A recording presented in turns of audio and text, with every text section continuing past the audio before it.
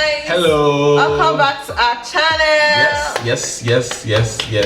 If you're a first-time visitor to this channel, this is the Prime and Groom show with Dumebi and Cjay.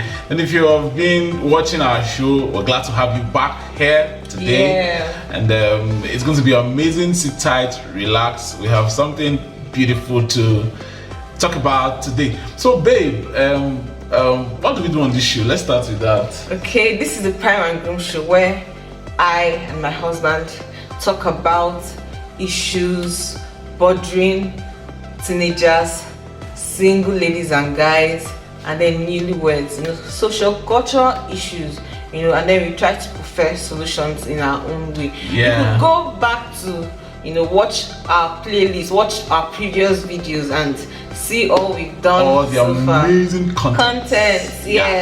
And be sure to subscribe. Okay. Don't leave this. Don't leave here. Don't that. You don't have right to watch this. Go there and do it before you can keep watching this video. Okay. So hit it now. Don't take anything. Just hit it and like the video. Share with your friends as well. So, babe, what are we talking about today? Okay, so today we're talking about how to handle relocation. Relocation problem for newlyweds. And we'll be talking about it from our own experience. Because in our own case, Dumebi had to leave. She was in the east, so in Onitsha. Okay. Why did you say it like that? She was in Onitsha. I still had to see. I want to go and bring you out from that place. Don't even say that. Lagos is where there is light. There's light everywhere, I beg. So I had to pull her from that place to this place. She had to relocate. And one of the things we realized when we just got married was that relocation can actually be a big challenge. It's one of the things we don't talk about. One of the things, things marriage counselors don't talk about. So, and it's a big challenge. We have seen situations where relocation actually costs wahala for couple because they didn't handle it properly. So we're going to be talking about how we handled ours. For those of you who are single, planning to get married, and you have to join your spouse where he is or where she is. It happens both ways. It happens both ways. It's not a gender thing. Okay, I've seen situations where, in short, I have one of my mentors in quotes. A mentor of mine who had to leave Lagos to go join his wife, I think in Delta State, when they got married. Because probably she was doing, I don't know why, but I think it was because of her job. She had a very good job in Delta State, and he, his own stuff, his own business here was, of course, he was doing business now, so it was flexible. He could always come into Lagos, and so they decided that he should move, and he did. But in most cases, it's the ladies that have to move most times, especially here in Nigeria, especially for those of us who are Nigerians. And of course, it also happens where people, either the guy or the lady, has to travel out of the country. That can also be the case where one person has to travel out of the country to go meet the other. Either, of course, I have male friends that have traveled out to go meet their female partners abroad, because of course you don't expect somebody who is abroad to come to Nigeria. So, but we're talking about how to handle this, how to handle it, and how we handled it in our own case. Okay, so babe, you were the one that moved. So let me start with you. What is that one challenge that you had, when you moved from the east to Lagos? What was that one issue, one big issue, that came up for you in the early months of our marriage? Well, for me, one of the challenges I faced was social relationship, friendships. I had intimate friends back in the east and all, and moving down here, it was it was quite a challenge. Trying to bond with new people, new faces, trying to learn people all over again. So it was really a tough one, but I guess I'm adapting gradually. I'm doing fairly well. It was a big challenge for her when she came in. She had a couple of friends, 1 or 2 friends in Lagos, but the way Lagos can be now. Yes, how Lagos can be when you even have people, but you maybe you even stay once in a year, like crazy place. Most of our friends came for the wedding in Lagos, and after the wedding, You know, because they stay very far. I I remember a week or two after our wedding, I was going to travel. So my wife was like, babe, I want to go and let me go and spend the weekend with my friends. I looked at her. I said, spend the weekend with your friends when we just got married. You just came to Lagos, and I don't even know those your friends to a large extent. You just moved over. So I feel you need to sit down and maybe get to know the environment better before going to. So I said, you know what, just stay. Don't worry, you make new friends, and other opportunities come up for you to go spend time with your friends. But for now, so what was happening to her then was because we all need, apart from the fact that there's a spouse and there's somebody, you need people around you now, you need friends. We're all social beings, right?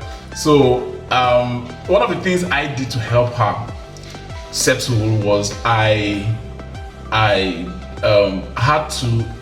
Now my marriage to her affected my friendship with my other friends, my friendship life to a large extent. I remember the first few months of our marriage, I had a couple of my friends complaining that CJ, you just got married, abandoned us, this one, that one, you don't come out again, you don't do this. One of the things I kept telling them was, you guys don't understand. My wife just came in from the east, and she barely knows anybody.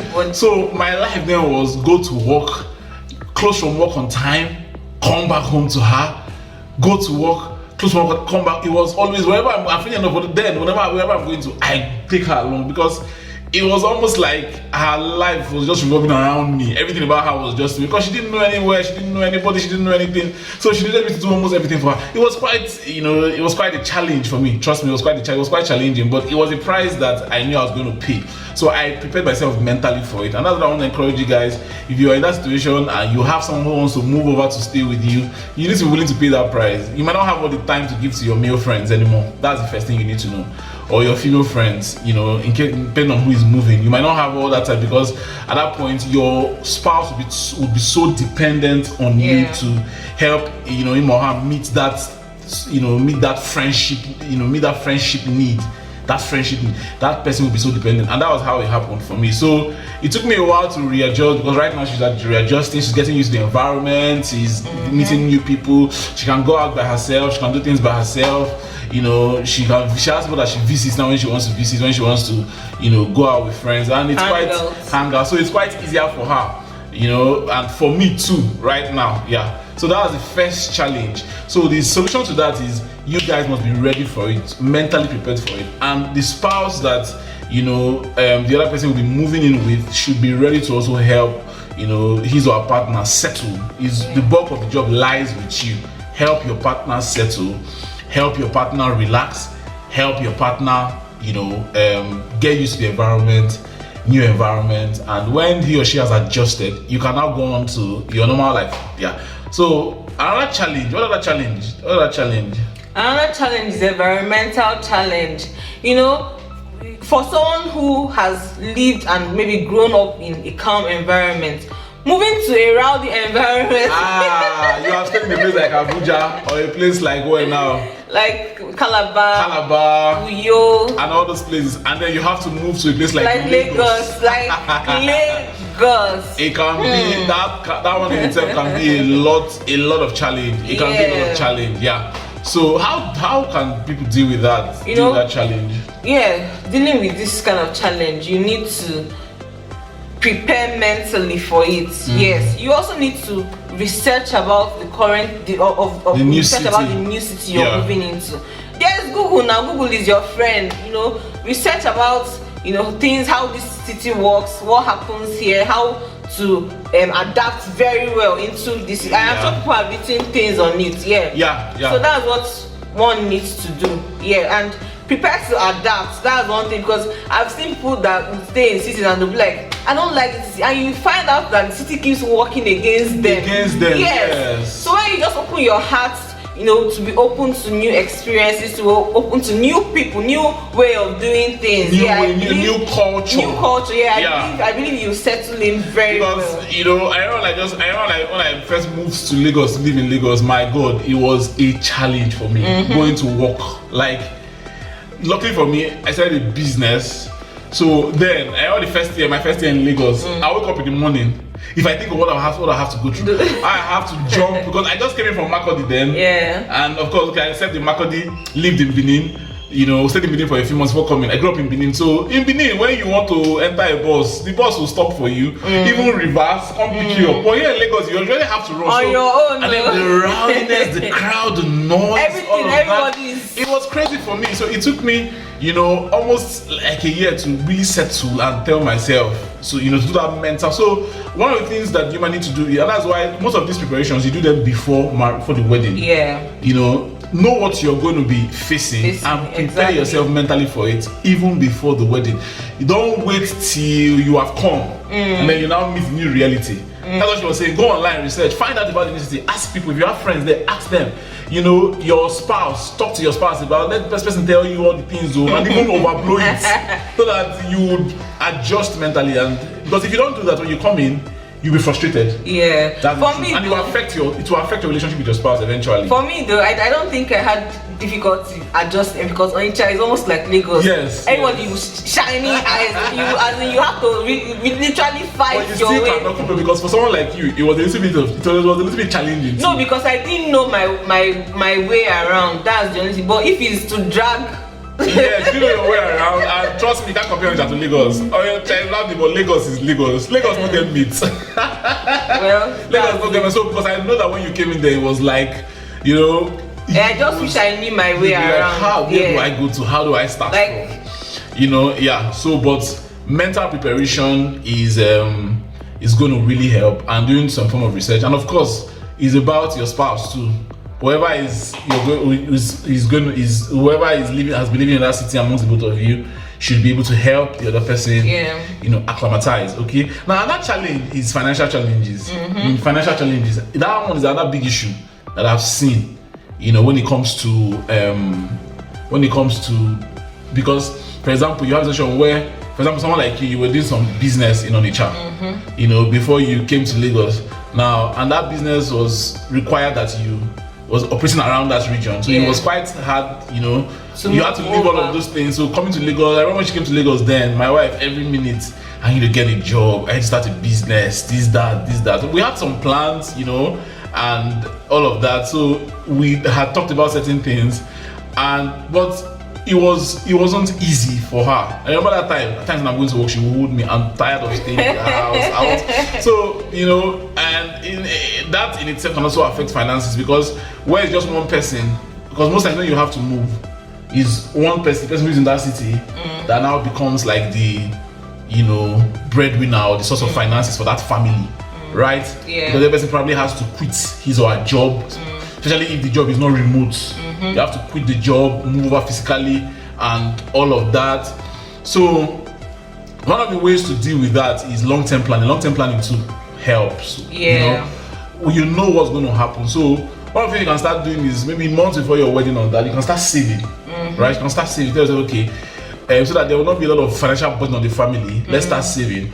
Or maybe start, finding ways to even say, if maybe you want to set up a business, the other person the person who's coming wants to set up a business.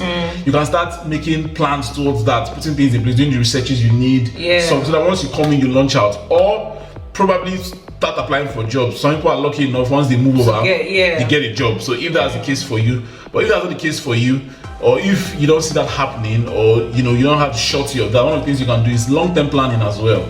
Plan financially, and then be ready to go through that season, because it's not always easy. We're just one person. It's not always easy. Be ready to go through that season, of your lives, together, and make all the adjustments you need to make, so that when the other person has settled, gotten a job or started a business, you can take off from there. For me also, something I also did was to take courses that are relevant to the business I want to launch. So I took like 3 or so courses or so, and they've been really helpful. So work at it. Know that it's not going to be forever. No, it's not going to be forever. I know people that even moved, they got into a new city, and they even settled, they even started making more money than the person they came to meet. Like, I know women that moved to join their husbands, and they settled down, started the business, and they're not even doing better than, the person who had been living in that city. I I know those who went over and got better jobs and even, you get what I'm saying? So it's not going to be a forever thing, okay? It's not going to be a forever thing, but you guys need to plan towards it. Then another one is commitment. Commitment. That one is, for me, that one is very heavy. When you've been committed in a place, for somebody like you, I remember it was a lot of challenge for you. You were very committed in church. You know, you had things that you were engaged with a lot, and my wife has this passion for impacting young people, so she was doing a lot of work around that while she was in the east in Onitsha, there in Nigeria. When she moved over, it was like nothing, like no platform, like just abandoned all the big life she was impacting, everything right over there, and moved over to a new city. So how have you been able to solve that problem over these months? Have I really solved it? Well, I'm still in the process of solving it. Yeah. I was telling him that I think it goes both ways. You know, going to university, it either challenges you to, you know, because you need to start all over. You know, so yeah, it's like, that's the word. It's like starting all over. Yeah. Like you've built so much, you've done so much, you've made so much impact, you've been building, and then you just have to move over, and then everything just. You know, so, yeah, so you need to remind yourself, all over again. You know, why you started this thing out in the first place, so that you don't just die off with the whole dream and all. You know, because starting over is not easy. It's not easy at all. It's not. So you need to keep reminding yourself that, yeah, if I don't stand up, if I don't do this, a lot of people will not see light. Yeah, so you need to always remind yourself and try. You know, you could also use different platforms. So instead of maybe having an on-site meeting or an on-site platform for impacting, you could also do online. Yeah, you could do online. Just try different things. Yeah, and another thing you need to also know is that you are not really starting all over, because while you're in your former city, you had gathered the experiences you had, so it might not be starting all over again when you come to your city. So now trying to understand your environment, because I know when I came in, I was already bringing out outreach programs to do, and you were like, wait first and understand this place, now understand this environment, and I was like, what's that to understand? It's not just to print flyers and gather people and all that. But funny thing is that right now, some of those things she used to do, she's now doing them. Although it's now a little bit different because she's not a family woman. She's now married, so it's one of the, she's, of course, she has a husband, she has a family to take care of. So it might not be as, you know, forceful, as intense as we are getting as it used to be. But yeah. So this is one of the sacrifices that you have to make for marriage. Okay, it's either you choose your marriage or you choose to stay in your city and continue with your life. Okay, but if you choose your marriage or choose to relocate, you know, for me, I remember I used to tell myself then that I would never do long distance relationships. Like I remember before I got married, because I hated it, and not because of relocation issue, but because I didn't know how to be, you know, stay in Lagos and be with somebody. But somehow I found myself relating with her, you know, in that capacity. So at times the sacrifice you have to make for love. Yeah, sacrifice you have to make for love. You know, just do some of these things because you found someone you love, you found someone that you want to spend the rest of your life with, and you are willing to make some adjustments, temporary adjustments for that person.